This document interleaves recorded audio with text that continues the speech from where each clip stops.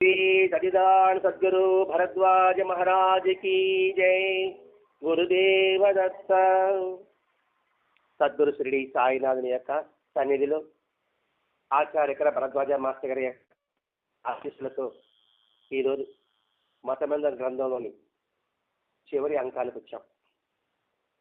ఈ మతమెందుకు గ్రంథం మనకు అందించడంలో మాస్టర్ గారి ఉద్దేశం మనం బాగా గమనించవలసింది. మతం అనేది మత పిచ్చి కాదు, మతం రేకెత్తిచ్చేది కాదు. మతం అనేది మనుషుల యొక్క హృదయాన్ని కలిపేది, మనుషుల హృదయాన్ని వికసింపజేసేది మతం. హృదయాన్ని వికసింపజేయని మతం అది మతమే కాదు. ఒక మాట చెప్పాలంటే మనిషిలో కల్మషం లేకుండా కడిగేసేది మతం, కల్మషం ఉంచేది మతం మాత్రం కాదు. మనిషిలో కల్మషాన్ని తుంచేది, తొలగించేది ఏదైతే ఉంటుందో అదే నిజమైన మతం. కల్మషాన్ని కంటడం అంటే ఏంటి? ద్వేషం, రాగం, ఇవన్నీ కూడా వస్తుంది. కోపం, ఓర్వలేని తరం, ఇతరులు నిందించాలనే భావన, చారిత్రక అంతా, ఇవన్నీ కల్మషానికి. ఈ మతము అనేది అవన్నీ కిందిపరుస్తుంది. అది ఉంటే అది మతం కాదు, అది వారి యొక్క ఆలోచన. అది ఉంటే మతంలో ఏం చెప్పారో అది సంపూర్ణంగా మనం గ్రహించగలిగితే మత ద్వేషాలు ఉండదు, మత వైషమ్యాలు ఉండదు అని తెలియజేయడమే మాస్టర్ యొక్క ఉద్దేశం. ఆ మతంలోని భావం తెలుసుకోవాలంటే మతాన్ని సంపూర్ణంగా విశ్వసించి ఆ మార్గంలో వెళ్ళిన మహనీయుల యొక్క జీవితాలే మనకు ఆదర్శం. అందులో ఆ మతం యొక్క జీవిత ఆచరణ వచ్చాడు, యేసుక్రీస్తు వచ్చాడు, ప్రవక్త వచ్చాడు, బుద్ధుడు వచ్చాడు, అలాగే అనేక అవతార గురునానక్ వచ్చాడు, అలాగే రాఘవేంద్ర స్వామి వచ్చాడు, వీరబ్రహ్మంగారు వచ్చాడు, ఒక్కొక్క ప్రాంతంలో జైనుడు వచ్చాడు, కర్ణాటకలో శైవ మతస్థులు వచ్చారు. ఎందుకంటే ఆ ప్రాంతంలో ఆ మతంలో ఆచార్యంలో ఏమి చెప్పబడిందో అది ఆచరణ ద్వారా చూపిస్తేనే మనకు అర్థమవుతుంది. అందుకనే మహాత్ముల యొక్క అవతరణ ఎంత శరీరం అవసరం ఉండదు, అర్థమైనట్టే ఉంటుంది. అది పాటలు చూసినాం అనుకోండి అర్థమవుతుంది. పాటలు చదివితే మనకు అర్థం కాదు, దాని టీవీలు బొమ్మలుగా చూపిస్తే అర్థమవుతుంది కదా. అది ఆ బొమ్మలుగా ఉండేదే మహాత్ములు. అది సాయిబాబా అంటావా, ఇంకొకరు అంటావా, ఇంకొకరు అంటావా. కాబట్టి ఈ ఆధ్యాత్మికత అనేది మనసును పెంచుతుంది, మనసుని గ్రహింపజేస్తుంది, మనసుని స్తబ్దులు చేయదు, క్షోభపతులు చేయదు. క్షోభపతులు చేస్తే ఆధ్యాత్మికత కాదు. అది అన్ని మతాల్లో కూడా ఉంది. ప్రతి ఒక్కరు కష్టపడి పని చేయి అనే విధానమే ఉంటుంది ప్రతి ఒక్క మతంలో కూడా. అందుకే భగవద్గీతలో కర్మయోగాన్ని ప్రధానంగా తీసుకున్నాడు. నీ కర్మాచరణే కర్మయోగం, నీ కర్మాచరణే కర్మయోగం. అది మనం గమనించాలి. మరి ఆ కర్మాచరణ ఎలా ఉండాలి? సత్కర్మతో కూడి ఉండాలి. అలా సత్కర్మతో కూడి ఉన్నప్పుడు మాత్రమే నిజమైన కర్మయోగం అవుతుంది. అది గమనించాలి ఇక్కడ. కాబట్టి ఇక్కడ అది నమ్మక విశ్వాసాలను పెట్టుకుని మతం చెడ్డది కాబట్టి క్షమించే కరెక్టు అని చెప్పడం ఎంతమంది సబబు? ఇప్పుడు పాలమాటికి దృష్టి, భగవంతునికి దృష్టి మనిషిని క్షమణ కొత్తగా చేస్తుంది. నువ్వు దేవుడి దగ్గరికే పోతే చదువు తెస్తుందా? చదివితే చదువు వస్తుంది. నువ్వు దేవుడి దగ్గరికే గుడికే పోతున్నావు, చదవకుండా ఉన్నావా? చదువుతున్నావా? చదువుతున్నావు. అది కర్మయోగం. నువ్వు చదవకుండా గుడికే పోతే నీకేది వస్తుంది? ఇదేంటున్నాడు, అటువంటి గుడికే చదవకుండా గుడికి పోయే వీడు గుడికి పోయే వీడు ఫీల్ అయినాడు. వాస్తవం ఎక్కడుంది? వాడు చదవలేకపోవడంలో ఉంది. కాబట్టి చదవలేకపోవడం దాని మీద దృష్టి పెట్టు, దేవుడి మీద తగ్గిపెట్టి ఎట్లా? ఇదొక విమర్శ వస్తుందన్నమాట. ఈ నిజమా అంటే ఆలోచిస్తే నిజం కాదని తెలుస్తుంది, పరిశీలిస్తే నిజం కాదని తెలుస్తుంది. ఇప్పుడు భగవద్గీత ఎక్కడ పుట్టింది? అర్జునుడు నిష్క్రియుడైపోయాడు, చేతకాని తరుణంగా అనుభవించాడు. నా వల్ల కాదు నిజం చేయన్నాడు. నా బంధువులు అన్నారు, నా తోబుట్టువులు అన్నాడు, నా గురువులు అన్నాడు. అక్కడ ధర్మం ముఖ్యమా, గురువు శిష్యులు బంధువులు ముఖ్యమా? ధర్మం ముఖ్యం. అక్కడే చెప్పాడు, ధర్మస్థాపన కార్యక్రమం కోసమే యుద్ధం చేయమన్నాడు. అంటే భగవద్గీత కూడా మనిషిని ఉత్తేజపరుస్తుందా, నిశ్చేజపరుస్తుందా? ఇదే రామాయణం కూడా ఉందండి. రామాయణంలో యాగాల కోసంగా తాటకిని చంపడానికి వస్తుంది. తాటకి ఎవరు? స్త్రీ. ఆడవాళ్ళు ఎలా చంపేది నేను అనుకుంటాడు రాముడు. ఆడవాళ్ళు చంపకూడదు, అది మన ధర్మానికి ఉంది. ఎలా చంపేది? అలాగే విషయంలో చెప్తారన్నమాట ఈ మాట. నువ్వు చంపేది ఆడవాళ్ళు కాదు, ఆడవాళ్ళు దుష్టత్వం చంపుతున్నావు. ఆయన బాగా విన్నాడు, అప్పుడు బాగా చేశాడు. అందుకే ధర్మరక్షణలో మాత్రం, పరిరక్షణలో మాత్రం అతరం వైపు కనుగొని చూడకూడదు, రాగద్వేషాలకు రోడ్డు కాకూడదు. రాజమంటే ఇష్టం, ద్వేషం అంటే ఇష్టం. కాబట్టి నాకు ఇష్టం కాబట్టి యుద్ధం చేస్తానన్నమాట. నాకు ఇష్టం కాబట్టి యుద్ధం చేయాలన్నమాట. అది బోధించింది భగవద్గీత. ఇదే కర్మయోగాన్ని రాముని కూడా బోధిస్తాడు వశిష్ఠ మహర్షి, యోగ వాసిష్ఠం ద్వారా. శ్రీరామచంద్రుడు దేశపర్యటన చేస్తాడు. 12 ఏళ్ళ తర్వాత అంతా భ్రాంతి, అంతా మాయా, ఎందుకు ఈ రాజ్యం అనుకున్నప్పుడు అప్పుడు వశిష్ఠ మహర్షి యోగ వాసిష్టం అని అంటాడు. కాబట్టి ఆ గ్రంథాలను చూస్తే ఈ ఆధ్యాత్మికత సోమరపోతం చేయదు. ఇప్పుడు శివాజీ, దానికి ఎగ్జాంపుల్ ఇస్తున్నాడు. శివాజీ చక్రవర్తి కూడా నాకు ఈ రాజ్యం వద్దు, సమర్థరామదాసు అని గురువు కాదు. ఆయన బోధించిన తర్వాత నాకు ఈ రాజ్యం వద్దు, నేను నీకు దానం చేస్తాను, నేను అడుగులోకి వెళ్ళిపోతాను అంటాడు. అప్పుడే అంటాడు, దానం తీసుకుంటాడు. తీసుకొని ఆయనకి ఇది నేరుగా పరిపాలిస్తూ నువ్వు పరిపాలిస్తాడు. ఇది నా వస్తువు, నేను అడు కూర్చోండి సింహాసనం మీద. సమర్థరామదాసు గారు, నేను సింహాన్ని కూర్చోండా, అది నువ్వు పరిపాలించు. నువ్వు సింహాన్ని కూర్చోబాక, నీకు వైరాగ్యం కదా, కూర్చోబాక, నేను కూర్చోండా, నువ్వు నాకు దానం చేశావు కాబట్టి నేను అక్కడ ఉన్నానని నువ్వు పరిపాలించు. అప్పుడు ధర్మంగా పరిపాలిస్తాడా, అధర్మంగా పరిపాలిస్తాడా? Very good. అదే మనలో భగవంతుడు ఉన్నాడని భావించామనుకోండి, ధర్మం ఉంటుంది, అధర్మం ఉంటుందా అంటే? అందుకనే దేవుడు ఎక్కడున్నాడు? మన గుండెల్లోనే ఉన్నాడు అనుకుంటే తప్పు చేయము. దేవుడు గుళ్ళో ఉన్నాడు అంటే తప్పు చేస్తాం. దేవుడు గుళ్ళో ఉన్నాడా, గుండెల్లో ఉన్నాడా? గుండెల్లో ఉన్నాడంటేనే మనం తప్పు చేయకుండా ఉంటాం. హనుమంతుడు గుండె తీస్తే, బొమ్మ చూసావా, హనుమంతుడు గుండె తీస్తే ఉంటాడు లోపల, రాముడు ఉంటాడు. Very good. కానీ మన గుండెల్లో కూడా భగవంతుడు ఉన్నాడు అని ఎవడైతే భావిస్తాడో వాడు సత్య ధర్మాలకి, నీతి నిజానికి కట్టుబడి ఉంటాడు. వాడు దేహమే దేవాలయం పదం వాడతారు. ఈ దేహమే దేవాలయం, ఇది గుడి. గుళ్ళో పోతే మనం ఉమ్మేస్తామారా? ఎంత పవిత్రంగా ఉంచుకుంటాం? ఈ దేహాన్ని మాత్రం పవిత్రంగా ఉంచుకోవాలి. కాబట్టి ఆధ్యాత్మికత అనేది మనిషిని ఉత్తేజపరిచేది కాకుండా మానసికంగా మనసుని వికసింపజేసేది ఆధ్యాత్మికత. ఇప్పుడు ఆధ్యాత్మికత అంటే మనల్ని ముద్రించుకోవడం కోసం ఆధ్యాత్మికత. ఆయన చెప్పలే భగవంతుడు అంతటా ఉన్నాడు, అంతటా కాదు నీలోనే ఉన్నాడు అని కృష్ణభగవానుడు భగవద్గీతలో చెప్పాడు, రమణ మహర్షి చెప్పాడు, బాబా చెప్పాడు, ప్రతి ఒక్క మహర్షి చెప్పుకుంటూ వచ్చాడు. కాబట్టి ఇక నిజమైన కర్మయోగాన్ని మన ఆచరింపజేస్తుంది ఆధ్యాత్మికత. భగవంతుని సరిచేయడం చాలా సులభం. మనం కష్టం అనుకుంటున్నాం, యజ్ఞం చేయాలి, యాగం చేయాలి, తపస్సు చేయాలి, ధ్యానం చేయాలనుకుంటున్నాం. ఏమి చేయలేదు. మన ఇంట్లో మన స్వధర్మాన్ని మనం పాటిస్తుంటే మనకి ఈ జన్మకి మనం ముక్తి పొందగలము. మనం చెప్పేది పని కూడా భగవంతుడిని భావించాలంటే. ఈ మాట కృష్ణుడే చెప్పుకున్నాడు, నేను జీవశక్తి రూపంలో మీ లోపల ఉన్నానని చెప్తున్నాడు భగవద్గీతలో. మన దగ్గర ఆహారం తింటున్నాం, ఎవరు జీవనం చేస్తున్నానండి? పప్పులో తింటున్నాం, తర్వాత రసం తింటున్నాం, పాయసం తాగుతున్నాం, పెరుగన్నం తింటున్నాం. అవన్నీ కలిపి ప్లేట్లు పెడితే మనం ఎట్లా ఉంటుంది? అసహ్యంగా ఉంటుందా? తినగలుగుతామా? అన్నీ కలిపేసి కూర, బజ్జిగా, పెరుగు, స్వీట్, హాట్ అది కలిపేసామనుకోండి, తినగలమా? తినలేం.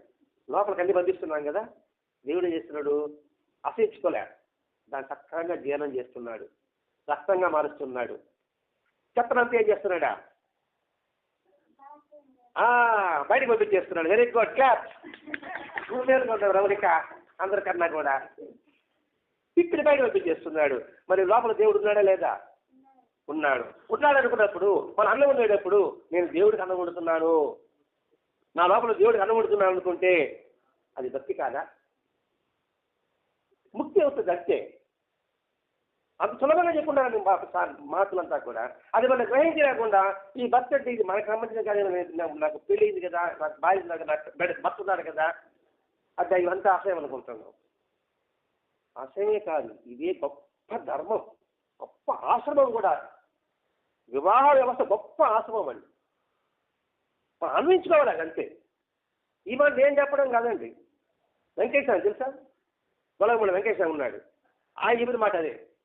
సన్యాసిగా ఉంటే ధర్మం ఉంటే గొప్ప కాదు, సన్యాసి కూడా ధర్మం ఉంటే గొప్ప కాదంట, గృహస్థగా ధర్మం కూడా గొప్ప అంట. సన్యాసి అన్ని వదిలేశాడు, మనం అన్ని వదలలేదు. అన్ని వదలకుండా ధర్మబద్ధం అని మనం అడుగుతున్నారు. ధర్మంగా ఉంటే కూడా మనం ముక్తి జరగలం. ఎందుకంటే మనకందరూ గోత్రం ఉన్నారు కదండి, ప్రతి ఒక్కరు గోత్రం ఉన్నారు కదండి. వాళ్ళు ఎవరు? వాళ్ళు మీరే గోత్రం? పాలవల్లి గోత్రం. అంటే పాలవల్లి మహర్షి గోత్రం, మహర్షులే కదా వాళ్ళంతా. వాళ్ళ మహర్షులు అంటే వాళ్ళు సన్యాసులా సంసారులా? సన్యాసులకి అయితే సన్యాసి బిడ్డలు పడతారా? వంశం ఉంటుందా? కానీ వాళ్ళు ఎవరు? సంసారలే కదా. వాళ్ళ సంసారం నుంచి మనం వచ్చాం కదా, మరి వాళ్ళు మహర్షులు అయ్యారు కదా, మనం ఎందుకు కాకూడదు? నా పాలవల్లి మహర్షులు అంటే అత్రి మహర్షి, భరద్వాజ మహర్షి, ఇంకో మహర్షి, పక్కన ఒక్కొక్క మహర్షి ఉంటారు. ఆ సంతానం మనం అనుకున్నప్పుడు మనం ఎంత పవిత్రము అని ఆలోచించాలండి. భూశాస్త్రం మళ్ళీ చెత్తాస్త్రం కాదండి. ఈ ఆశ్రమంలోనే సతి అనుష ఎవరు? అనసూయ మాత ఎవరు? సతీ ఎవరు? గృహస్థులా కాదా? అలాగే తుకారాం ఎవరు? జ్ఞానదేవుడు ఎవరు? గృహస్థులా సన్యాసులా? అది ఇది చాలా పవిత్రమైన ఆశ్రమం మంది. కాబట్టి అందరూ ఇదంతా పనికి మనది మొదవద్దు అంటే సోమపతులు అదే మాట. అది మన కాదండి, ఇది వాళ్ళ సన్యాసి గారి మాట. ధర్మం వాళ్ళ మనం ఉండకూడదు అంటారు, ఈ కాలంలో అంటారు. చాలా పొరపాటు. అది చెప్పడం ఉద్దేశం ఇక్కడ. సైన్స్ అంటున్నాను కదండి, ఆ గ్రంథం ఇది. సైన్స్ ఒకటి చాలదు, ఆధ్యాత్మిక తోడు కావాలి దానికి. సైన్స్ వల్ల ఏది నిరూపణ పడదు, కొన్ని నిరూపణ పడితే నిరూపణ పడవు, ఆధ్యాత్మిక అన్ని నిరూపణ పడతాడు. ఎట్లా అయితే మనం పండుగ చేసుకుంటున్నాం కదండి, ఉగాది చేసుకుంటున్నాం. ఉగాదిలో మనం ఏంటి ముఖ్యం? ఉగాదిలో మనం ఏం చేస్తాం? ఉగాదిలో పచ్చడి తింటాం. ఆ పచ్చడి ఏముంటుంది? మామిడికాయ అంటే పులుపు, వగరు, తీపు, కారము, ఇంకా చేదు, ఉప్పు, ఈ 6 ఉంటుంది. ఈ 6 కూడా ఆరోగ్యానికి మంచిదవునా కాదా? మరి సైన్స్ అవునా కాదని? అలాగే శ్రీరామ రోజు ఆనకం, అది ఆరోగ్యానికి మంచిదవునా కాదా? అది సైన్స్ అవునా కాదా? వినాయక చవితి వస్తుంది, 20 పత్రిలో పూజ చేస్తున్నాం, ఆ పత్రిలంతా ఒకటి చెరువులో వేస్తున్నాం, అవన్నీ మూలికలు కదండి, అది సైన్స్ అవునా కాదా? అలాగే దసరా ఉత్సవాలు అంటే కార్తీక దీపోత్సవాలు, కార్తీక దీపోత్సవాలు ఎందుకు దీపాలు పెడుతున్నాం? కార్తీక అంతా మన దీపాలు పెడుతున్నాం మనం. కాకపోతే ఒకే రోజు పోయి 3 దీపాలు జ్యోతి వెలిగిస్తున్నాం. కార్తీక మాసం అంటే ఎట్లుంటుంది వాతావరణం? చలిగా ఉంటుంది. చలిగా ఉన్నప్పుడు ఏమవుతుంది? ఉప్పు దిబ్బడి వస్తుంది, ఊపిరితిత్తుల్లో నిమ్ము చేస్తుంది. ఆ దీపాలు మంచి నూనె అండి, కల్తీ నూనె కాదు. మంచి నూనెతో దీపాలు వెలిగించడం ద్వారా, ఆ పొగను పీల్చడం ద్వారా ఆ శ్వాసపరమైన రోగం అంతా నయం అయిపోతుంది. అది సైన్స్ కదా? కాదండి, 3 పొగ దీపాలు పెట్టడం అంటే వెర్యాదన కదండి. అది చెప్పండి, మతం మీద దాని గ్రంథం ఇది. ప్రధాన మాస్టర్ గారు బాబాను చెప్పాడు ముందు, మతం మీద చెప్పాడు. సైన్సు ఆధ్యాత్మికత ఒకటే తత్వము తెలుసుకోండి. మతం అనేది దేశాన్ని పెంచేది కాదు, అది దేశాన్ని తుంచేది విషయం చెప్పడం ఉద్దేశం ఇక్కడ. అలాగే రాముడికి అనుభవం వచ్చినప్పుడు వైష్ణవని చెప్పాడు. శివాయ చక్రవర్తికి నాకు ఈ వచ్చే వద్దు, వైరాగ్యం వెళ్ళిపోతానంటే అలా పోకూడదని చెప్పి ధర్మాన్ని చెప్పాడు. నిజమైన పారమార్థిక జీవితానికి పశుప్రాయం, సంకుచితమైన రాగద్వేష స్వార్థాల వలన సరైన జీవితం ప్రేరేపింపబడి అట్టి విలువల స్వరూపమైన ధర్మమైన వ్యవస్థను నిష్కామ కర్మను అనుసరించేదే కర్మయోగము. ఈ ఆధ్యాత్మికం ఏం చేస్తుందంటే ఇక్కడ సంకుచిత్వానికి విశాలత్వం తీసుకొస్తుంది. విశాలత్వం అంటే మొత్తం ఈ ప్రదేశం అంతా, సంకుచితం అంటే సంకుచితం నేను అని అర్థం, విశాలత్వం అంటే మనం అని అర్థం, సింపుల్గా అర్థమవుతాం. సంకుచితం అంటే నేనే నాది, విశాలత్వం అంటే మనది మనం. మనది మనం అనుకుంటే ఆనందం ఉంటుందా, నేను నాది అనుకుంటే ఆనందం ఉంటుందా? Very good. మరి రమణిక సూపర్ సూపర్ చెప్తాను మా రమణిక. ఎందుకంటే ఇప్పుడు ఈ సాయిబాబా అందరూ ఎవరు ఉండకూడదు, అన్ని బిల్డింగ్ అంతా నాదే, నేను ఒక్కడే ఉంటాను అనుకోండి, ఆనందం ఉంటుందా? ఎవరు ఉంటారు, నేను ఒక్కడికి ఏం చేసుకుంటే ఈ బిల్డింగ్ అంతా కలిసా? అది ఆ సకుచితను పోగొట్టుకునేది. ఇంకా సింపుల్ చెప్పుకోవాలంటే దోశ ఉంది కదా, దోశ పెరుగు ఉంది కదా, ఆ దోశ పెరుగులో ఒక పిండికి దాని మీద వేయింది, దాని నరబాట అట్లే ఉంది, ఒక గట్టిగా రొట్టె తయారవుతుంది, లావుగా వస్తుంది కదా పిండి. మళ్ళీ ఇంకో పెరుగులో ఒక పిండిని పెట్టి బాగా పలసంగా రుద్దండి, పెద్ద దోశకు వస్తుంది కదా. ఏది బాగుంటుంది తినేదానికి? అది పలసంగా ఉండేటప్పటికే వస్తుంది, కరకరకర ఉంటుంది అనమాట, తిప్పు రొట్టిగా ఉంటుంది. ఇది ఇక్కడ దానికి నాకు అనిపిస్తుంది. అది విశాలత్వం అంటే, అది నేర్పుతుందండి ఆచార్యం, అది చెప్పడం వచ్చిందండి. అందుకని మనమంతా ఒకటేరా, నువ్వు ఎవరికి పెట్టి నాకు పెట్టినట్టే, ఎవరు తిట్టి నన్ను తిట్టినట్టే, ఆయన పెట్టి చేసుకుని ఆయన ఒకటి తిన్నాడు ముందు చెప్పండి. అందరికీ పెట్టి బిల్లింగ్ తిన్నాడు, అందులో ఆనందం ఉంటుంది. మనం ఒకటి ఆనందం ఉండదండి. మన ఆచారం అంటే ఉంది, వలక్షవతం చేస్తారు కదండి, చేసినప్పుడు నేను ఆయన ఇస్తారు కదండి, ఇందమ్మ ఆయన కూర్చుందమ్మ ఆయన అని. ఎందుకు ఆ పది వచ్చింది? ఇస్తే ఆనందం, అందరికి ఇస్తాం కదండి. బుద్ధి పెట్టుకోండి, తాములు తీసుకోండి అంటాం కదండి. ఎందుకని? ఆనందం. అది నేర్పేదండి మహాత్ములకు అవసరం. అదే అది తెలుసుకోకుండా నా దేవుడు గొప్పవాడు, నీ మతం చెడ్డది, నా మతం గొప్పది, ఎవరు చెప్పాడు ఆ మాట? ఏ మహాత్ముడు చెప్పాడు చెప్పండి? యేసుడు చెప్పాడా, తర్వాత చెప్పాడా, బుద్ధుడు చెప్పాడా? ఎవరు చెప్పలేదు. ఇప్పుడే స్వార్థం ఉండేవాళ్ళు చెప్తున్నారు నా మతం గొప్పది, మా సంప్రదాయం గొప్పది అనే సంగతి, వాళ్ళ స్వలాభం కోసంగా.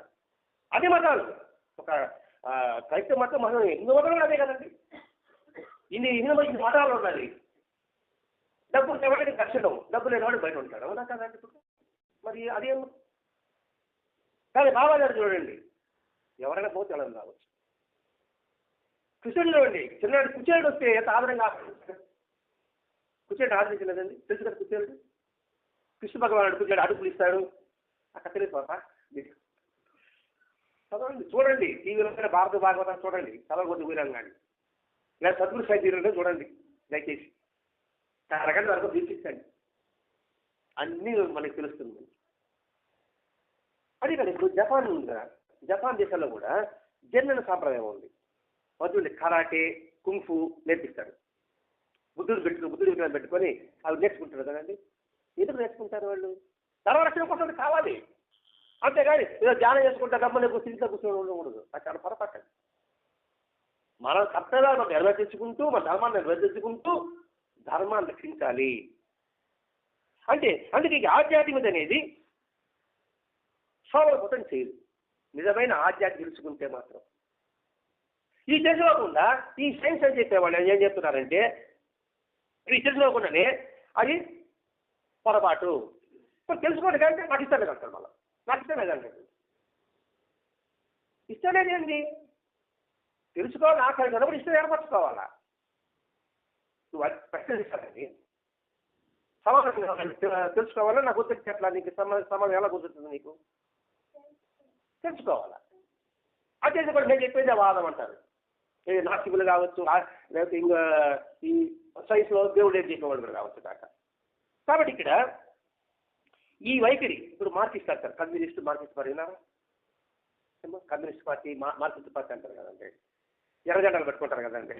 వాళ్ళు ఏమంటారు? అంత సముద్రం అంటారు వాళ్ళు. నిజంగా వాళ్ళు సమభావంతో ఉన్నారా? నాయకుడు మాత్రం పెద్ద బిల్డింగ్లో ఉంటాడు, తోటి వచ్చేవాళ్ళు మాత్రం గుడిసెలో ఉంటారు. గమనించండి, మనం చెప్పలేదు ఇక్కడ. కానీ ఆధ్యాత్మికంగా ఏం చేస్తాడు? గుడిసెలో ఉండేవాడు కూడా ఆదరిస్తాడు. అదే మనవారని వీడు. ఇప్పుడు బాబా దగ్గరికి ఒక బిచ్చగాడికి పావలు వేస్తే ఒరే ఇది పావలా నాకు అందింది అన్నాడు బాబా. అది అయిన తర్వాత మనం ఎవరు బిచ్చగాడికి పావలు వేసేటప్పుడు నాకు ఉందని వేయము, బాబా ఈ రూపంలో అడుగుతున్నాడేమో అని ఇస్తాం.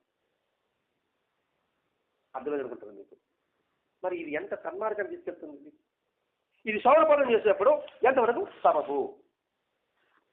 మరి ఆ కమ్యూనిస్ట్ పార్టీల్లో అసలు మూలసూత్రం ఏం చెప్పారు వాళ్ళు? సమస్య కాపాలన్నారు. ఇది లివింగ్ కావచ్చు, వాళ్ళంతా కూడా లక్ష్యాలు ఉండే వాళ్ళంతా కూడా. కానీ ఆ భావాన్ని ఎంతమంది పట్టుకుంటున్నాం? ఊరికే వాదే చెప్తున్నాం అంతే. కాబట్టి ఇక్కడ అంటే పెట్టుబడి వ్యవస్థ, జమీందారు వ్యవస్థ అప్పుడు ఉంది కదండి. అంటే ఏమంటే కూలోళ్ళు చూడడం, బలహీనలు చేయడం, వాడి శ్రమ దోచుకోవడం, అదేగా జరిగింది అప్పుడు ఇంగ్లీష్ ప్రభుత్వం అంతా కూడా. దాన్ని నిరసించారు. ఇదే ప్రభుత్వం మాట్లాడతాడండి. కూలి పనివాడు మనకి కూలి పని వచ్చాడు అనుకోండి, వాడి చెమట ఆరే లోపల వాడు కూలి ఇచ్చేవాళ్ళట. వాడు చెమట కూర్చునేటప్పటికే ఇవ్వాలి. నేను చేసేవాడిని చిన్నప్పుడు కానీ పెద్దప్పుడు కూడా అండి. కొంచెం రేపు రండి ఇస్తాను, పిల్లలు రేపు వస్తే ఏడిపోతాను, రేపు ఇస్తాను ఏడిపోతాను అంటాను పని చేసుకున్న తర్వాత. ఇప్పుడేమో తెలిసింది, అంత పొరపాటాడు. వాడి శ్రమ దోచుకున్నాం మనం, వాడి ఫలితం బాగా. 100 రూపాయలు మాట్లాడతాం, నువ్వు సరిగా తెలియదు 10 రూపాయలు తగ్గించిస్తా. ఇప్పుడు ఇవ్వడానికి అవకాశం ఉంది. మరి అవకాశం కాలకడవుడు బాగా పెట్టాడు, బాబా అంటున్నాం మనం. కృష్ణుడు పెట్టుకుంటే కృష్ణుడు అనాలి, రాముడు అంటే రాముడు అనాలి. కాబట్టి ఇక్కడ మనిషి నిష్కరించేదు. మతము ఏం బోధిస్తుంది అని అంటే సత్కర్మని మనకి బోధిస్తుంది, మంచి కర్మని చేయమని బోధిస్తుంది. ఏది మంచి ఏది చెడు. మంచి అన్నాం కదండి, నేను మంచి అంటున్నాను, మీ నచ్చి మీరు మంచి అంటున్నాను. ఎట్లా మంచి అవుతుంది? ఆ మంచిని ఎలా ఉంటారంటే అందరికీ ఆమోదయోగ్యంగా ఉండాలి, అందరికీ ఉపయోగకరంగా ఉండాలి. మాట కావచ్చు, చూపు కావచ్చు, నడక కావచ్చు, నడత కావచ్చు, అందరికీ ఉపయోగపడాలి. అంటే నా ఒక్కడికి ఉపయోగపడితే అది నా స్వార్థం వస్తుందండి. ఆ నా స్వార్థం వల్లనే ఈ నిత్యీలికి పైదైనాయి మతాలు కానీ ఆధ్యాత్మికలు కొన్ని కూడా. ఇప్పుడు నేను అనుకోండి, ఈ ప్రాంతంలో నేను చెప్తాను, నా స్వార్థం కోసంగా, నాకు కీర్తి రావడం కోసంగా, నాకు డబ్బు రావడం కోసంగా నేను సాంప్రదాయం పెడతా. ఏమని? మీరందరూ దీక్షలు చేయాలండి, బాబా సాంప్రదాయం ఉన్నామని నాకు దీక్ష ఉంది కాబట్టి ఆ దీక్షలకి అలాంటి తెల్లగుడ్డలు, అలాంటి మాలలు, ఆ దీక్ష చేయాలంటే గురువు గారికి దక్షిణ అన్నాను అనుకోండి. చేయడా ఇక్కడ? అది ఎందుకు చేయాలి అని ప్రశ్నించేవాళ్ళు కావాలా? బాబా చెప్పాడా అని అడగాల. ఏ దీక్ష అంటున్నారని బాబా చెప్పాడు మీక చూపించేస్తుంటాం అని అడిగేవాడు కావాలా? అడగతారా? అడగరు. ఏమో ఆయన చెప్పాడు కదా, గొప్ప ఆయన కూర్చోవాడు కదా ఆయన, కాబట్టి ఆయన గొప్ప ఆయన ఉంటాడు. ఆయన మూఢ విశ్వాసం చేస్తాం. ఆ మూఢ విశ్వాసం వద్దని చెప్పాడు మాస్టర్ గారు ఇక్కడ. అందుకు వైజ్ఞానిక కావాలి. వైజ్ఞానం అనేది ఆలోచించేది, ఆధ్యాత్మికం అనేది ఆచరించేది. ఆ ఆచరించేది కూడా ఆలోచించాలి. అంటే గుడ్డిగా ఎవరు చెప్పింది నమ్మకూడదు. మనం ఆధ్యాత్మికలో ఎవరికి నమ్మేస్తున్నాం. మంగళవారం బలిపూలు పెట్టాలి, నమ్మేస్తున్నామా? శుక్రవారం గులాబీ పూలు పెట్టాలి, నమ్మేస్తున్నామా? మరి బలిపూలు పరిస్థితి ఏంటి? భయం, అయ్యో బలిపూలు దొరకలేదే, ఆయన చెన్నై కానీ విధిస్తున్నా, ఆయన బలిపూలు పెట్టాలి నేను దేవుడికి అని ఇంట్లో తరుము వస్తాం. వాడు పుయ్యాలు పోతా కిలో 2 రూపాయలు తీసుకు పట్టుకొస్తాడు. దేవుడు అడిగాడా నాకు బలిపూలే కావాలని? ఏ దేవుడు అడిగాడు బలిపూలు కానీ? అడిగేవాడు దేవుడు ఎట్ట అవుతాడు? మనిషి అవుతాడు కదండి. అది మనం అడగండి, ప్రశ్న ఏం కాదు. నాకు ఇది కావాలి, నాకు ఇది దత్తోదే పెట్టాలి అనుకునే వాళ్ళు దేవుడు ఎట్ట అవుతాడు? ఎవడవుతాడా? అది కరెక్ట్గా పేరు కదండి ఎక్కడ నువ్వు. అవునా? అది సంగతి. మౌలిక స్టూడెంట్ కాబట్టి స్టార్ట్గా ఉంది, మౌలిక స్టార్ట్ కాబట్టి. మరి ఇది ఆలోచిస్తాం ఎవరు మనం? అయ్యో చెప్పాడు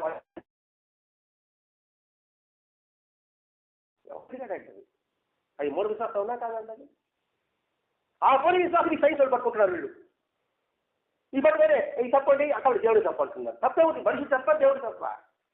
కనుపూరు గొర్రెలు, మేకలు, కోళ్ళు అమ్మ అడిగిందా?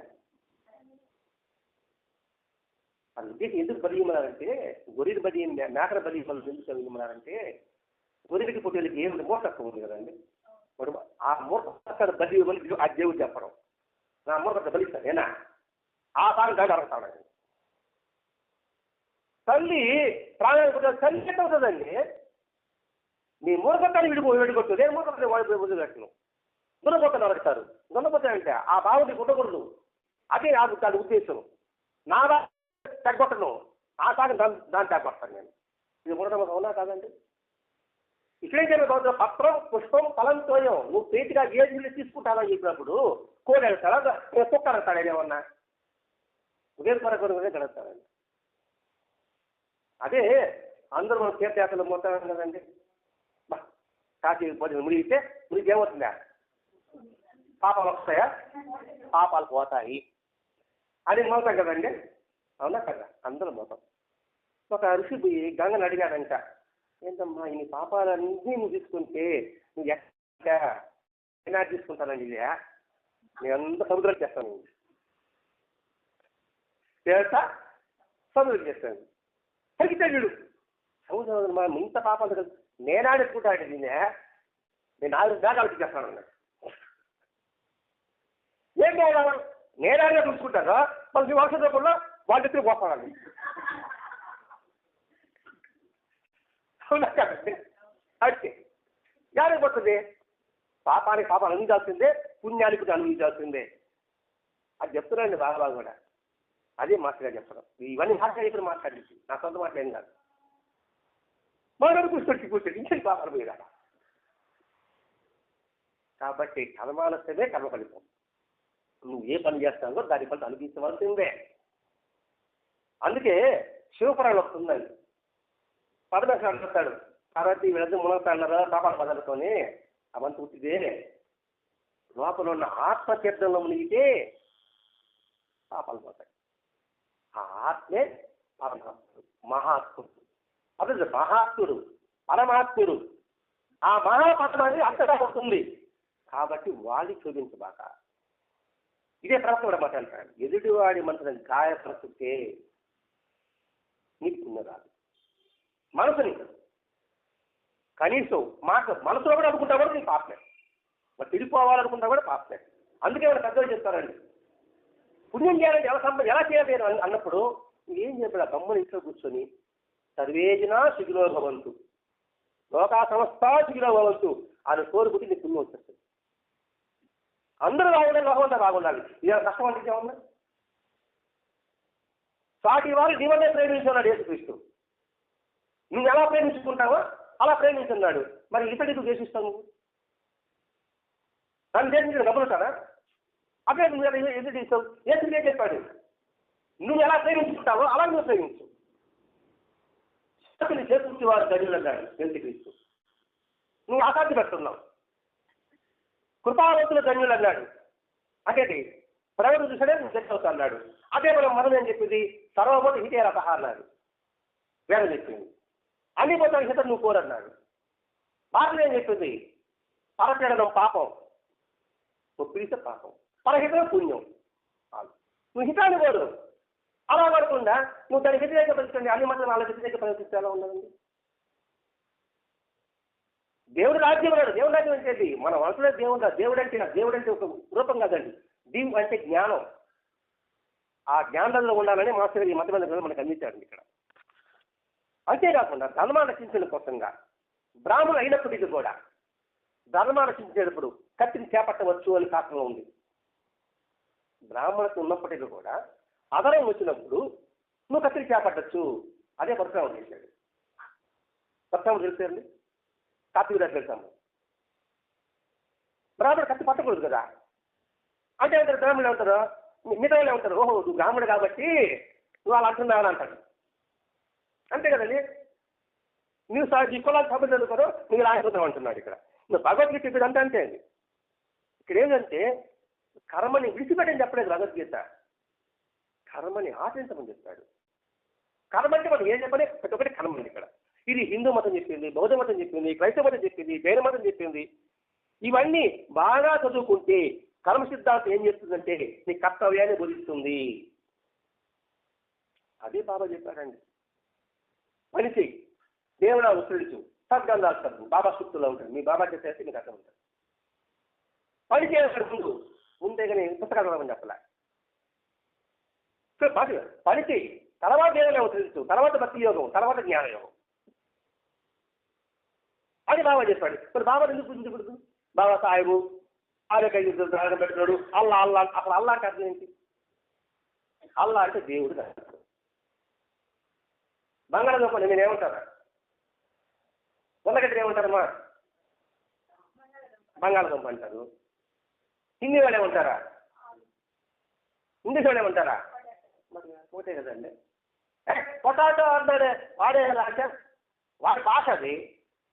వాడు అల్లా అంటే దేవుడు అంతే. క్రీస్తునే కూడా ఆ భయం వస్తుందండి. ప్రతి ఒక్క దాంట్లో నువ్వు వాస్తవం తెలుసుకోవాలని భరద్వాజ మాస్టర్ కృషి చేశాడండి. ఈ గ్రంథం పేరు అసలు మతం ఎందుకని గ్రంథం. ఎందుకు మతాలు దేశాలు చేస్తుందని పూర్వసారి చేస్తా అంటున్నారు.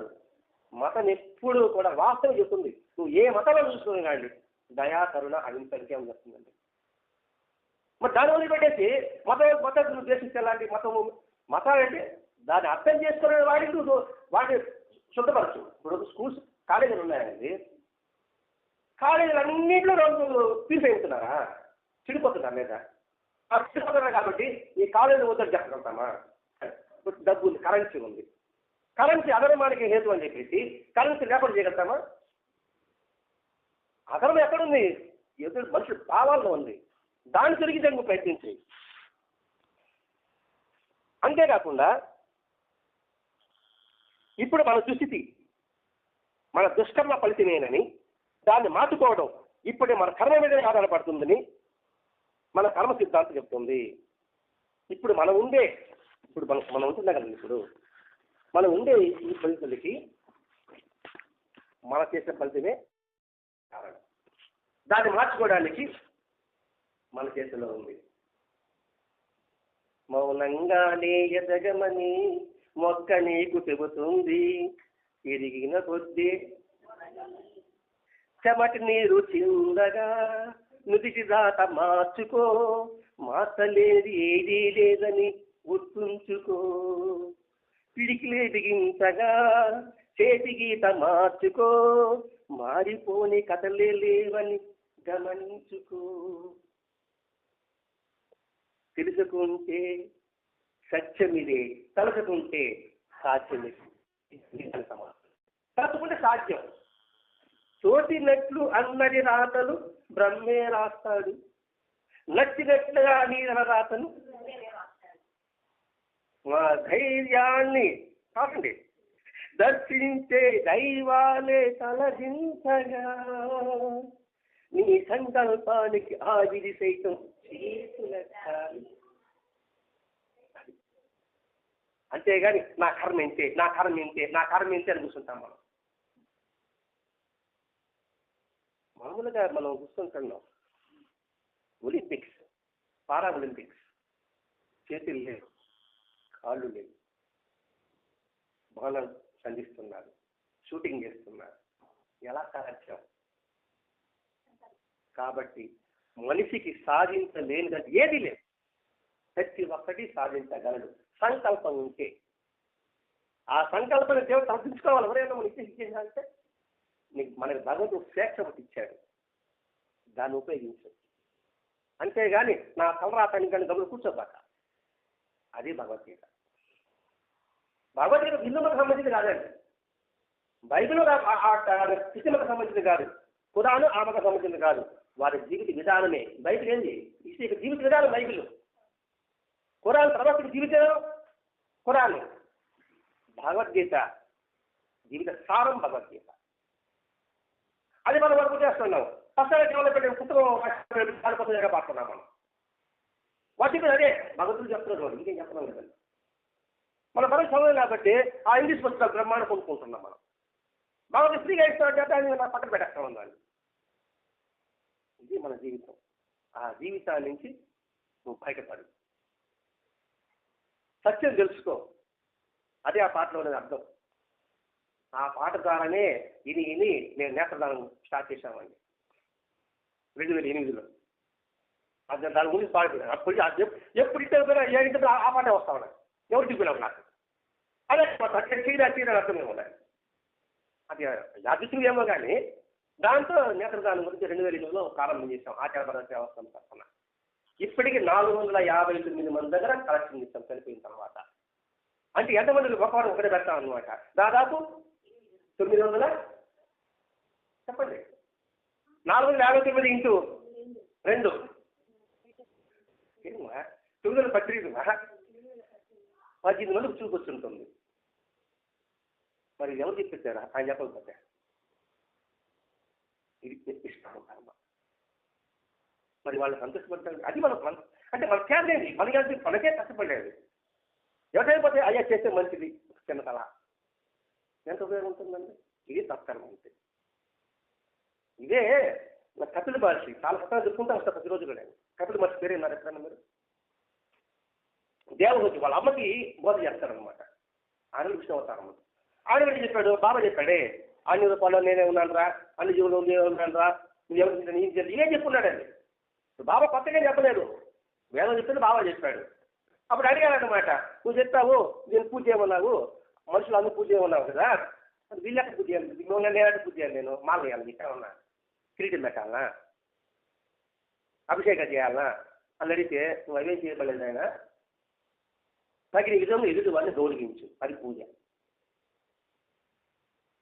ప్రతి ఒక్కరిని స్నేహభావంతో చూడు, పూజ అని సులభంగా చెప్పారండి. పూజ పది కూడా భగవద్గీత పనిగా భావించు. 4వది అందరిని సమృద్ధి చూడు, వీళ్ళు తక్కువ వాడు ఎక్కువ అని భావించు, అది పూజ. మరి ఎంత సులభంగా చెప్పండి, అదే కదా బాగా చెప్పింది. అదంటే ఇక్కడ మనం గ్రహించవలసింది. కాబట్టి ఇక్కడ ఇది యోగ భాషలో చెప్తానండి. రామకృష్ణుడు కూడా ఏం చెప్తాడంటే, మన కర్మ ఫలితాల నుంచి అదృష్టమే లేదు, కృషి యొక్క ఫలితాన్ని చేతి వెనుకడు 3లాగా భావిస్తున్నారు వాళ్ళు సైన్స్. కృషియత్వాన్ని వ్యతిరేకించగల విధి అనేది లేదని యోగ భాష చెప్తుంది. కృషియత్వం అంటే మగవాడని కాదండి, పురుషుడు అంటే మగవాడని కాదు. పురుషుడు అంటే మానవుడని అర్థం. వేదంలో అర్థం అంటే పురుషుడు అంటే మానవుడని అర్థం. వాడు విధి అనేది లేదు. అదే ఇప్పుడు ఈ పాఠం అర్థం. వాడు ప్రతి విధి అనేది ఏం లేదు, అన్నీ మనం మార్చుకోవచ్చు. ఇది రాముడు బోధించారండి. అంటే రాముడికే అనుమానం వచ్చింది, మనకు చెప్పడం కోసం అండి. అది కూడా తిరిగి కూడా శివుడే చెప్పేసి పాశుపత వస్త్రాలు అక్కడ సంపాదించాడు కదండి. అతను అడ్డాలు పెట్టుకుని మనం చెప్తున్నాడు. ఇక్కడ బాబా ఏం చెప్తున్నాడు, భక్తులు అడ్డాలు పెట్టుకుని మనకు బోధిస్తున్నాడు ఆయన. కాబట్టి మతం ఎక్కడా కూడా మనల్ని సోమరు పొద్దు చేయదు. కొందరు విమర్శిస్తారండి, ఈ మతం మనం ఎక్కడా నిరూపణ కానీ దైవాన్ని ప్రతిపాదిస్తుంది అన్నాడండి. ఇప్పుడు మతం ఏమంటా దాని నిరూపణ లేదు అని అంటారండి వాళ్ళు. ఎందుకు నిరూపణ లేదు? ఇప్పుడు పండుగ గురించి చెప్పుకున్నాం. అయితే ఒక పండుగలో సైన్స్ ఉందా లేదా? గార్బేజ్ పదుపు పెట్టినట్టు కూడా సైన్స్ ఉందా లేదా? మరి ఎందుకు లేదంటారు? ఆచార్యులు తప్పదు ఎందుకంటారు? ఇది మన ప్రాచీనంతా చెప్పున్నారండి ఇక్కడ. కాబట్టి దేవుడని దేని గురించో తెలిస్తే అది లేదనడానికి ఆధారం ఎక్కడా లేదు. దేవుడు పెట్టి రాజ్యం జరగాలంట మనం. అసలు దేవుడు అంటే ముందు చెప్పారు, దేవుడు అంటే జ్ఞానము. దేవుడు దివ్వని జ్ఞానము. కాబట్టి ఆ జ్ఞానం తెలిస్తే మీకు వాస్తవం అర్థమవుతుంది. ఇప్పుడు ఎక్కడైనా కొంచెం యాక్సిడెంట్ అయింది, కొంచెం క్యాన్సర్ చనిపోయాడు అన్నప్పుడు మనం ఏం చేస్తామండి? ఏం దేవుడు అండి అని అంటామన్నామండి. ఇంత పూజ చేస్తే ఏమంటామండి? అంటే ఇలా ఎందుకు జరగాలి అని అంటామండి. ఇప్పుడు నాకు బాగా పొగాకేస్తాం అలవాటు అనుకోండి, ఏదో ఏమొస్తుందండి, పాన్ పరాకులు వేసుకున్నాను అనుకోండి, నాకు ఇక్కడ జబ్బు వచ్చింది, కావడం దేవుడా? దేవుడు నేను చెప్పేట నేను రాంగ్ రూట్లో బండిలో పోతున్నాను, ఫోన్లో మాట్లాడుకుంటా పోతే యాక్సిడెంట్ అయ్యింది. అబ్బా ఎంత బెటర్ ఆయన దేవుడు నాకు అనాథలు తీసుకుపోయినాడు అంటాను. దేవుడు ఏం చేశానండి? అందుకే దేవుడి జ్ఞానం. జ్ఞానం అంటే నువ్వు మోసంలో పట్ట ఫోన్తో మాట్లాడవు. జ్ఞానం ఉంటే పాలు పరాకలు వేసుకో, జ్ఞానం ఉంటే మద్యపానం సేవించవు. మద్యపానం నేను సేవిస్తాను, నా ఒక్కడితో పోతే పర్వాలేదండి, నా ఎంతమంది ఉన్నారు. ఉండాలని తీసుకుంటే జ్ఞానం, జ్ఞానం ఉన్నవాడు మద్యపానం ఉంటాడు. అలాగే ప్రతిదశలో కూడా ఒక మీరు నాకు తిరిగి చేశారని నాకు బాధ కదండి. అంటే నేను చేస్తే జ్ఞానం అనుకోండి, నేను మీకు తిడితే అంటే ఇతరులు మీకు ఏం చేయాలనుకుంటావో అది ఇతరులకు చెయ్యి, ఇతరులు నాకు ఏం చేయకూడదనుకుంటావో అది ఇతరులకు చేయవద్దు. ఇదే వాక్యం అండి, అదే బైబిల్ ఉంది, అదే పురాణం. మరి నాకు కీడు చేయాలని నేను కోరుకుంటున్నా, నన్ను గౌరవించాలని నేను కోరుకుంటా, అప్పుడు నేను కూడా గౌరవించాను కదండి. నేను మాత్రం మిమ్మల్ని గౌరవించుకున్నా, నన్ను గౌరవించమంటే ఎలా గౌరవిస్తారు? పోరా నీ తల ముందు తీసుకోవాలంటాడు అంటారంటే, నీ డబ్బుడికి పోటీ పోవాలి, నీ అందుకు పోవాలి, నా దాని కూడా అంటామా? లేదా వాడికి సలాం వస్తామా? అది తాపకాల పనులంటే సలాం వస్తాం. లేదా నీటి పొందుడైతే వాళ్ళకి డబ్బులు 10 బంగాలు ఉంటే నా కూలి గుర్తులు తాగుపోరా, కూలి గుర్తులోకి లోపల ఎండబడదు, వాన రాదు. నీ 10 బంగాలు ఉన్నా నీకు ఎండబడదు, వాన రాదు. ఇదే కదండి అన్నమయ్య చెప్పింది. బ్రహ్మం ఒకటే, పరబ్రహ్మం ఒకటే. చేస్తానని నా పోయేది అక్కడికే, ఆ మరుభూమికే, గొప్పడి పోయినా ఆ మరుభూమికి తేడా ఉందండి. మన అన్నమయ్య చెప్పేవాడు. మనం ఏం గ్రహించాం మనం? అది చెప్తున్నాడు ఇక్కడ. మతం కేవలం విశ్వాసాల పుట్ట మాత్రం కాదు, అందులో యోచన ఉంది, స్వేచ్ఛ ఉంది. కాబట్టి అలా విమర్శించడం అసమంజసము. మానవ జీవితం నచ్చినట్టు అర్థం చేసుకోవాలంటే భగవద్గీత మనం పెట్టుకోవాలి. మనం భగవద్గీత చదవలేదు కాబట్టి ఆ సారాంశం అంతా సాయిలాంత గ్రంథంలో ఉందండి. మీరు బాబాజీ చదవండి, లేకపోతే బాబా సీరియలను చూడండి, సద్గురు సాహిత్యం. అక్కడ ఏం చెప్పాడో యాజ్ లీడర్ దించేశాడండి సద్గురు సాహిత్యంలో. వేదంలో ఏం చెప్పాడు, పురాణంలో ఏం చెప్పాడో, బైబిల్లో ఏం చెప్పాడో అన్నీ చెప్పున్నాడండి. అందుకని ముందు ప్రతిచరణ నేర్చుకో, ఎందుకు, ఏమిటి, ఎలా. మన ప్రతిచరణ అలవాటు లేదు, మనకి భయం. బంతి పూలు పెట్టకూడదు దేవుడికి, అవునా? మరి ఎందుకు అడగలేదు అయ్యేది? అవునమ్మా, మీ పెద్దలు ఎవరు, మీ పెద్దలకు ఎక్కడ తెలుసు? వాళ్ళ పెద్దలు తెలుసు, నా కొడుకు చెప్పుకుంటాడు. వాళ్ళు అడగరా? ఇదే పెట్టండి, అడగచ్చా? అడగలేదండి భయం. ఏమో దేవుడు పోతే మళ్ళా. అందుకే భగవద్గీత చెప్పాడండి 4వ అధ్యాయం 34లో తద్విధి ప్రణతాకిన పరిప్రశ్న సేవయా అన్నాడండి. పరిప్రశ్న చేయాలి ముందు, అంటే ప్రతి చేయబోతే వాడు కూర్చుండేవాడు. ప్రతికి సంబంధం అవుతుంది. ప్రకృతిలో అన్ని పూలు సమానమే, మరి బంతి పూలు ఎందుకు కాస్తానే పట్టుకూడదు? దానికి ఏదో కావాలి చెప్తాడు, అది వాసన లేదు, ఇది ఏదో చేస్తాడు. ప్రకృతి ధర్మం, ప్రకృతిలో పరిగిరాజు ఒకటి చూపించండి చూద్దాం. ఈ ప్రకృతిలో ఈ వస్తువు పరిగిరాజు ఒకటి చూపించుంటాం, ఏదో చూపించండి. ఏ ప్రాణి కూడా పరిగిరాజు కాదు, ప్రతి ఒక్క ప్రాణి మంచిది. ప్రతి ఒక్క ప్రాణి ఏదో సమాజం సేవ చేస్తుందండి. పాము కావచ్చు, కప్ప కావచ్చు, తేలు కావచ్చు, పంది కావచ్చు, కుక్క కావచ్చు, ప్రతి ఒక్కటి సమాజానికి దాని ఏదో ఉపయోగపడుతుందో లేదా ఆలోచించండి. అందుకని వరాహవతం వచ్చాడు కృష్ణ భగవానుడు, మహావిష్ణు పంచుకుంటేనే తాజు అవతారం వచ్చాడు, చాలా అవతారం వచ్చాడు, నరసింహ అవతారం వచ్చాడు. ఎందుకు అవతారం రాసి ఇదేనండి, అందులో నేను చెప్పలేనండి ఇక్కడ. అందుకే పరిప్రశ్న చేయడం నేర్చుకొని చెడమని తెలియాలి కదండి. ఒక సినిమా చూసాను, బాబు మోహన్ సినిమా. ఎందుకు, ఏమిటి, ఎలా ఠాలు వెళ్తాడు, అవునా కదండి? అది తెలుసుకోలేకండి. అదే ఇక్కడ మొత్తం ఎందుకు ప్రశ్న వేశాడు, ఇల్లు ఒక 7 విధం పుస్తకం పెట్టండి మాస్టర్ గారు. 7 విధం కొత్త ఆ కొత్తగా కూర్చొని అనుకుంటారు అంతే. అది తెలుసుకోవడానికి భరతాన్ని మధ్య పట్టుకోవాలి. ఇక్కడ మామూలు గృహస్థాయి ఐఏఎస్ పాస్ అయ్యాడు, కలెక్టర్ విద్యార్థికి వెళ్ళలే, ఒక ప్రొఫెసర్గా విద్యార్థులు చేరాడు. విద్యార్థులు చైతన్యం తీసుకురావాలి, నైతికులు అడుగడిపోతుంది. తల్లిదండ్రుల బంధం, అత్తాకోడల ధర్మం బంధం, అన్నదమ్ముల బంధం అన్ని అడుగడిపోతున్నాయి. ఎవరి స్వార్థం చూసుకుంటున్నాడు. అక్కడ దాన్ని నిర్మూలించాలి అని మాస్టర్ గారు కథను కడుతున్నాడు. ఎంతో సమయం అంటే అది తీసుకునే విధానం బట్టి ఉంటుంది. దాని అంటే బాబాని పెట్టాడు అనమాట. ఎందుకంటే బాబాని పెట్టి తర్వాత సామర్థ్యం కలిగి పెట్టాడు.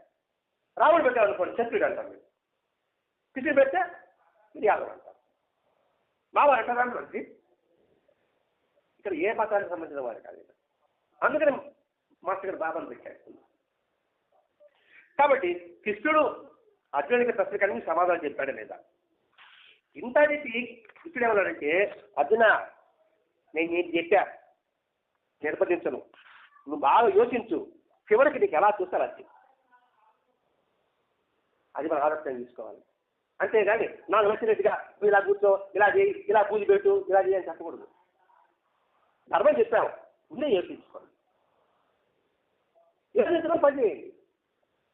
లేదు లేదా కట్టిపోతారు మీరు, అంతే.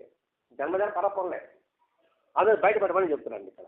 అందుకే వేదాంత గ్రంథంలో సూక్ష్మము నిర్దిష్టమైన తాత్విక దృష్టి కనిపిస్తుంది. అది తెలుసుకోకుండానే దేవుడు అంటే ఎలా ఉంటుందండి? ప్రతి ఒక్కటిలో కూడా సూక్ష్మంగా పరిశీలిస్తే అంత అద్భుతమైన భావం ఇవ్వబడుతుంది. దీపం పెట్టడంలో కూడా బాగుందండి, కడ్డీ వెలిగించడంలో బాగుంది, కర్పూరం వెలిగించడానికి కూడా ఒక భావం ఉంది. మరి ఎవరు తెలుసుకుంటున్నారండి? సత్యాగ్రహం చేస్తున్నారు, 5 గంటలు చెప్తారు, 5 గంటలు పూర్తిగా కూర్చున్నవాడు ఏంటాడా?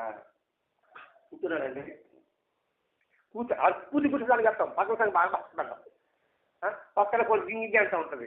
అయ్యారా కానీ పోతాను, ఇంకేం రకం ఒకవేళ వచ్చేయరండి, నా అర్థం చెప్తాను, అర్థమంతా వద్దయ్యారా ఏం సామాన్లు చెప్పి లిస్ట్ ఇచ్చేస్తాను తిప్పాడు ఆడతానండి. ఇట్లా ఉంటే మనం ఇప్పుడు చదివి నేర్చుకుంటామండి. అది రుచేశ్వరుడు అంటే వినే ఓపిక లేని వారు మీకు విమర్శకాలు ఏం చేస్తారండి? బాబా చరిత్ర పెట్టి అసలు రేపు ఉగాది గురించి కూడా పంచాంగ శ్రవణం అంటారండి. మరి ఏంటి పని? ఎందుకంటే ఇది ఎంతమంది పంచాంగ శ్రవణం ఏం లేదు. అది ఉగాది అంత అర్థం ఏమిటి? యుగాది అంటారు, ప్రారంభం అంటారు. అంటే ఎలా ఉంటారు మన జీవితం నేర్పేదే ఉగాది. జనవరి ఫస్ట్ చేసుకుంటాం. జనవరి ఫస్ట్ అది ఆంగ్ల సంవత్సరం, మనకే సంబంధం అండి. అది మనం ఎందుకు చేసుకుంటాం? దాడి ప్రమాణం చేసుకుంటాం. 3 గంటలు వేస్తాను నేను నా బుద్ధి, ఉగాది అంటే 6 గంటలు వేస్తాం. ఏంటంటే కారణం అంటే ఇంకా ఈ ఆలోచన చెప్పడానికే నీ సత్సంగం పెట్టింది మాస్టర్ గారు. తెలుసుకోవడం కోసమే. మనకి ఏం తెలుసని, మనకి కనీసం 100 గింజలు ఇసుకలో ఒక 1,00,000 భాగం మనకి తెలియదు అని తెలుసు అనుకుంటున్నాం మనం. కానీ తిరిగి మాత్రం ఒప్పుకోవాలి. మీకు డబ్బు ఉందిరా అంటే ఒప్పుకోరు. మీరు డబ్బులు ఒప్పుకుంటారు మీరా? అంటే చాలా అప్పులైంది నాకు. ఒరే మీకు దీనిలో సరస్వతి లేదంటే భలే వాడి 4 లేదంట నేను. సరస్వతి లేదంటే ఒప్పుకోడు, లేకపోతే ఉంటుందంటే ఒప్పుకోడు. ఇంకేది మనం మాట్లాడి ఇక్కడ ఇది వివేకానంద కొట్టుకున్నాడండి. వివేకానందుడు చికాగోకి పోయి ఎంతగా చెప్పాడు తమ సంస్కృతి గురించి. ఏం చేసించలే ఆయన, ఏ మతంలో చేసించలే. అలా మత దేశం కూడా అక్కడ మీటింగ్ జరిగింది. అందరూ మా మతం గొప్పది, మా మతం గొప్పది, ఇదేం చెప్పలే. మీ మతంలో చెప్పినట్టు మీరు ఆశించాలి అంతే కాకపోతే అంతే కనుక మీ దాన్ని ఆశించరా కదా, చిత్తమని చెప్పి ఈ మతం తేవాలా అని చెప్పాడు. ఆయన బతికింది 39 సంవత్సరాలు. ప్రపంచాన్ని చూడండి, జీవించి అలా జీవించాలండి. జగత్తుడు ఆదిశంకరాచార్యులు 32 సంవత్సరాలు అలా జీవించాలి మన జీవితం. ఎందుకు 60 దాటిపోయి కడిగి పెడతాము. ఏం సాధించాలంటే చూసుకుంటే ఏం కనపడాల. 3 ఆడపిల్లలు కనబడి ఏం సాధించాలంటే అప్పుడు ఆడపిల్ల సాధించాలని అనుకుంటాను. ఇంక ఇప్పటి నుంచి ప్రయత్నించాలంటే ఇప్పటి ప్రయత్నించినా కలిసి వస్తుందండి. ప్రభుపాద ఇష్టాలు చూసి కదండి, ఆయన ఎప్పుడు 60 సంవత్సరం ముందు పెట్టాడండి. ఆయన 60 పైన ముందు పెట్టాడు. ఆయన ప్రపంచాన్ని కింగ్ అయ్యాడు. ఆయన కేఎఫ్సి చూసారా కట్టుకుంటే ఆయన ఏంది కట్టినాడికి ఫ్రైడ్ చికెన్ 62వ సంవత్సరం ప్రారంభించాడండి. 62 సంవత్సరం ప్రారంభించాడు. అధ్యక్ష తర్వాత మనకు పోయి గతం పోయి 3 ఆడపిల్లలు పాయిపోయి అది ఇప్పుడు ప్రారంభించామని సత్తాన్ని చూస్తున్నాను నేను ఇప్పుడు కూడా. దాని కూడా ప్రభుత్వ దావత కొన్ని జన్మలకైనా లేకపోతే ఆ కాలంలో ఆయన పేరు కాలంలో నేను పేరు వెళ్తారు తెలుపుతారు నాకు. కానీ ఇప్పుడు కూడా ఆ కేఎఫ్సి చేశాను. మనం కూడా 62 కదా, మనం కూడా ఇప్పుడు చేద్దామని చెప్పి ఈ సత్తంగా ఇంటికి వచ్చి మిమ్మల్ని అందరినీ ఇది పెట్టుకొని అడుగుతాను. కాబట్టి కొద్దిగా చెప్పాలంటే మతం అనేది ఒక జీవిత కళ. మతం అనేది జీవిత విధాన సరళి, సరైన పాటని తీర్చిదిద్దేది అర్థం చేసుకుంటే. అందుకే లైఫ్ ఈజ్ బ్యూటిఫుల్ సినిమా కదండి పేరు చెప్తాను. మన సినిమాకి పోతాం, లైఫ్ ఈజ్ బ్యూటిఫుల్ సినిమాకి పోతాం. Life is art, life is game. మూడు గుర్తుపెట్టుకుని వస్తాను. గేమ్ ఆట ఇది. ఒక ఆట ఆడతామండి, గెలుపు ఓటములు ఉంటాయి. ఒకటి ఓటపడి ఒక కలుస్తాడు, ఇంకొక సెకండ్ ఇచ్చుకోపోతారా, కొట్టుకుంటారా. అదే మన లైఫ్లో కూడా అలాగే ఉండాలి. శత్రుత్వం పనికిరాలి, మిత్రత్వం కావాలి. ఆ కళ ఒక బొమ్మ గీయాలన్నా ఇంకా చేయాలన్నా ఎంత జాగ్రత్త తీసుకుంటారు. కాబట్టి మన చేతి రాత్రి మనమే మార్చుకోవచ్చు. అందుకే స్వర్గం చేసుకోవాలన్నా నరకం చేసుకోవాలన్నా మన చేతిలోనే ఉంది. స్వర్గం ఎక్కడో లేదు. ఆడాడు మక్కచ్చిన మనకు స్వర్గాన్ని అక్కడ నరకాన్ని చూస్తామా. ఇక్కడ చూడే స్వర్గంలో ఇక్కడ కనపడి ఇదే ఆనందించు నువ్వు అంటాడు వివేకానందుడు. ఇక్కడ స్వర్గం చూస్తు నువ్వు ప్రయత్నం చేసుకుంటే ఇక్కడ ఆనందం స్వర్గమే కదండి. ఒక కుటుంబం ఇద్దరు భార్య భర్తలు పిల్లలు కుటుంబం అందరూ ఆనందంగా ఉంటే గొప్ప స్వర్గం కదండి. వాడు అక్కడ మన అమెరికా నాకు బ్రహ్మ నాకు ఇక్కడ ఆనందం ఉంటాడు వాడు. అది చెప్తున్నారు ఇక్కడ. కాబట్టి దాన్ని గుడ్డిగా వ్యతిరేకించేవారు దుష్టశక్తులను వాళ్ళు ఆశ్రయిస్తున్నట్టు. కాబట్టి నిర్దిష్టమైన మన జీవితం ఆధ్యాత్మిక సాధన మానవ జీవితానికి ఆవశ్యకం. అది లోపించడం వల్లనే యోచనా స్థాయిలో అజ్ఞానాంధకారం జరుగుతుంది. అజ్ఞానమే మరణం. దాని మన పెద్దలు చెప్పారు, తమసోమ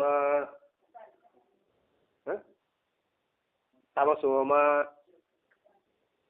జ్యోతిర్గమయ అసతోమ సద్గమయ.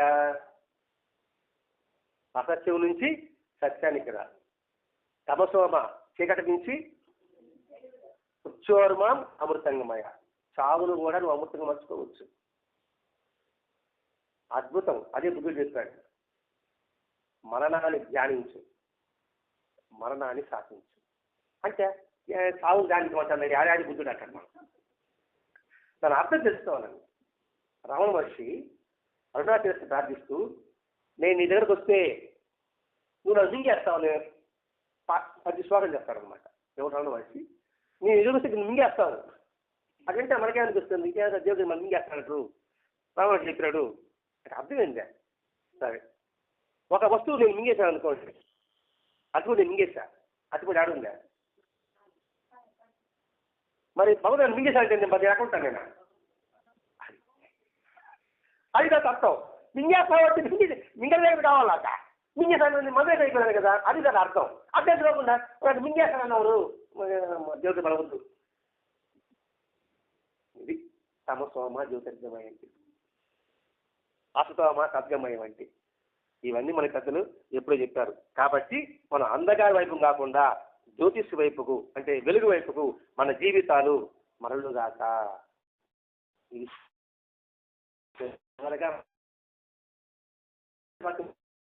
మాట చెప్తారు, మాకు నలుదిక్కుల నుంచి కూడా శుభాలే కలుగుగాక అని ప్రార్థన ఒకటి ఉందండి. నాలుగు వైపుల నుంచి కూడా మనకి మంచి జరగాలి, నాలుగు వైపుల నుంచి కూడా నాకు మంచి భావాలు కలిగింపడి చేయాలి అని ప్రార్థన ఉంది. ఆ వేదనలు చెప్పిన వాక్యమే మాస్టర్ చెప్తున్నారు.